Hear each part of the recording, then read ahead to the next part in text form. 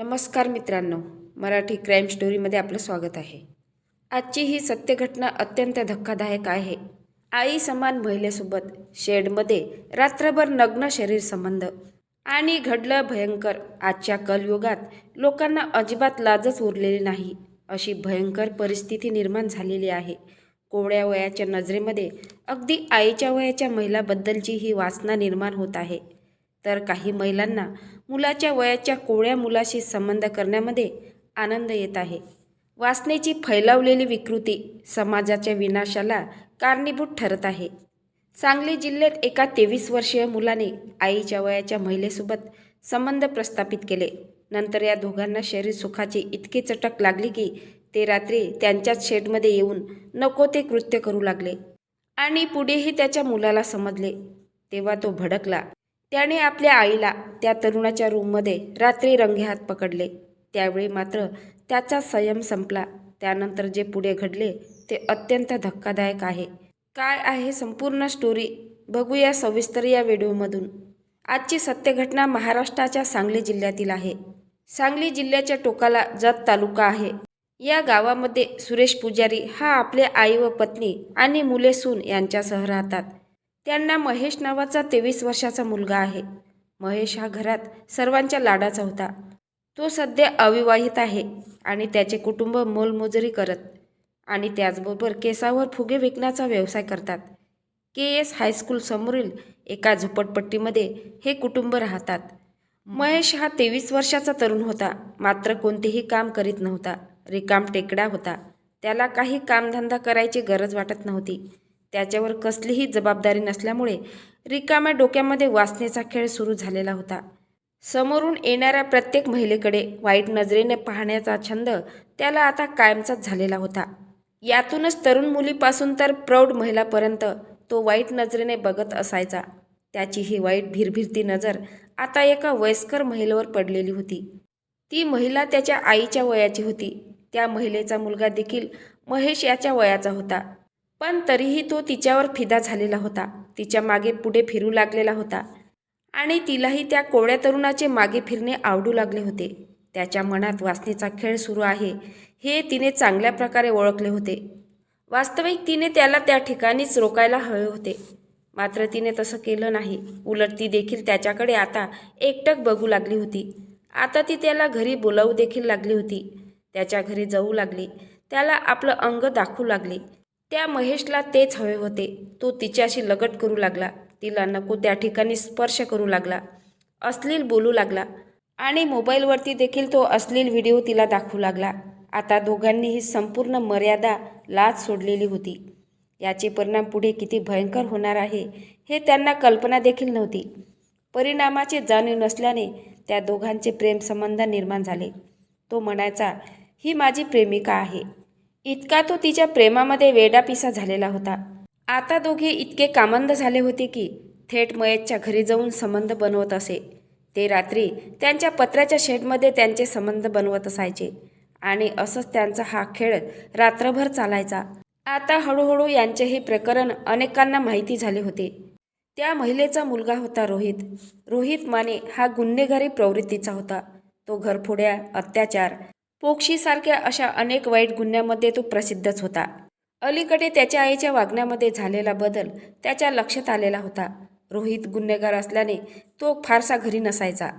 पण त्याने त्याच्या आईवडिलांची संपूर्ण माहिती गोळा केली आणि एक दिवस नेहमीप्रमाणे बंद खोलीमध्ये महेश आणि त्याच्या आईचे शरीर संबंध चालू होते. ही बाब तिचा मुलगा रोहित माने याला समजली होती. त्या रात्री रोहितने त्या पत्र्याच्या शेडवर दगड टाकले. त्याने आईला हाकही मारली. आपल्या मुलाचा आवाज ऐकून ती खूप घाबरली होती आणि इकडे बाहेर रोहित हा शिवीगाळ करत होता. त्याची शिवीगाळ ऐकून महेश याचा भाऊ बाहेर आला आणि त्याने शिवीगाळ करण्याचे कारण विचारले. तेव्हा रोहित माने त्याला म्हणाला, हा जो तुझा भाऊ आहे ना महेश, हा माझ्या आईच्या मागे लागलेला आहे. असे म्हणत त्याने पुन्हा जोरात शिवीगाळ करायला सुरुवात केली. पत्र्याच्या शेडच्या आत असलेल्या महेशने ते ऐकले आणि तो बाहेर आला. तो बाहेर आल्यावर रोहित माने याने त्याला लाथाबुक्क्याने मारहाण करायला सुरुवात केली. तुला आता मी जिवंतच सोडणार नाही अशी धमकी दिली. त्यानंतर तो त्या ठिकाणाहून आईला सोबत घेऊन निघून गेला. परंतु आपली आई थेट जाऊन महेशच्या घरामध्ये जाऊन संबंध बनवते. आपल्या डोळ्यांनी पाहिलेल्या रोहितच्या मनामध्ये महेशविषयी सुडाची भावना निर्माण झाली होती. त्याने स्वतःच्या आईला आणि महेशला रंगेहात पकडले होते. आजूबाजूच्या लोकांनीही ते पाहिलेले होते. आता त्याच्या मनामध्ये महेशचा काटा काढण्याचे विचार येऊ लागले. रोहित याने त्याचा जवळचा मित्र शुभम पात्रूळ याला जे काही घडलं ते सर्व काही त्याने सविस्तर सांगितले. त्यानंतर रोहित माने आणि शुभम पात्रूळ हे दोघेही महेशवर पाळत ठेवून राहू लागले होते. त्याने त्याची प्रत्येक बारीक-सारीक गोष्टीची माहिती घेण्यास सुरुवात केली आणि तो एकटा कधी सापडतो याचीच ते वाट पाहू लागले होते. 9 फेब्रुवारी 2026चा दिवस सोमवार दिवस होता. महेशने घरातील परिवारासोबत एकत्र जेवण वगैरे केले. दुपारी 4 वाजण्याच्या सुमारास महेश हा त्याच्या मोटारसायकलने जत गावामध्ये गेलेला होता. त्यानंतर तो घरी परत येत असताना त्याला रस्त्यातच रोहित माने आणि शुभम पात्रूळ या दोघांनी मार्केट यार्ड जत येथील पार्वती गोडाऊनजवळ गाठले. त्याला रोहितने बेदम मारहाण केली, खाली पाडले. दगडविटा रोहित आणि शुभम या दोघांनी उचलले आणि थेट महेशच्या डोक्यामध्ये घातले. महेश जीवांच्या आकांताने ओरडत होता, हात जोडत होता, त्यांना विनवण्या करत होता. तो म्हणाला की मला माफ करा, माझ्याकडून खूप मोठी चूक झालेली आहे. यानंतर मी पुन्हा असे करणार नाही. मला माफ करा, मला मारू नका. मात्र महेश आणि शुभम हे इतके चिडलेले होते की त्यांनी महेशच्या डोक्यामध्ये दगड आणि विटा मारून त्याची हत्या केली. महेश रक्ताच्या थारोड्यामध्ये पडलेला होता. ही सर्व घटना महेशच्या मित्राने महेशच्या भावाला आणि वडिलाला कळवले. त्यानंतर घटनास्थळी महेशचा भाऊ आणि वडील आले. ही घटना जत पोलीस ठाण्यामध्ये कळवण्यात आले. तात्काळ जत पोलीस स्टेशनचे अधिकारी आपल्या टीमसह घटनास्थळी दाखल झाले. जतचे उपअधीक्षक सचिन थोर, पोलीस निरीक्षक संदीप कुळेकर, हवालदार राज सावंत, सुनील वानखडे, हवालदार अच्युतराव माने, कॉन्स्टेबल सय्यद अलीमुल्ला या ठिकाणी दाखल झाले. त्यांनी घटनास्थळाचा आणि मृतदेहाचा पंचनामा केला. त्यानंतर मृतदेह पोस्टमॉर्टमसाठी जत आरोग्य केंद्रामध्ये पाठवण्यात आला.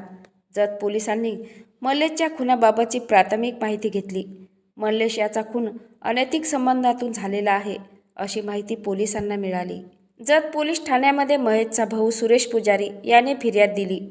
गुन्हा रजिस्टर नंबर 8/1/2026 भारतीय न्याय संहिता कलम 103(1) कलम 3(5) प्रमाणे संशयित राजेंद्र माने वय 18 वर्ष राहणार निगडी कायनर जत, शुभम दीपक पात्रूळ वय वर्ष 21 राहणार विठ्ठलनगर जत या दोघांच्या विरोधात खुनाचा गुन्हा दाखल करण्यात आला आहे. उपअधीक्षक सचिन थोर होले याच्या मार्गदर्शनानुसार पोलीस निरीक्षक संदीप कुळेकर यांनी रोहित माने आणि शुभम पात्रूळ यांना घटना घडल्यानंतर अवघ्या काही तासातच जेरबंद केले. त्यांना जत न्यायालयामध्ये हजर केले असता जत न्यायालयाने 7 दिवसांची पोलीस कोठडी दिली आहे. रोहित मानेची आई व्यभिचारी होती.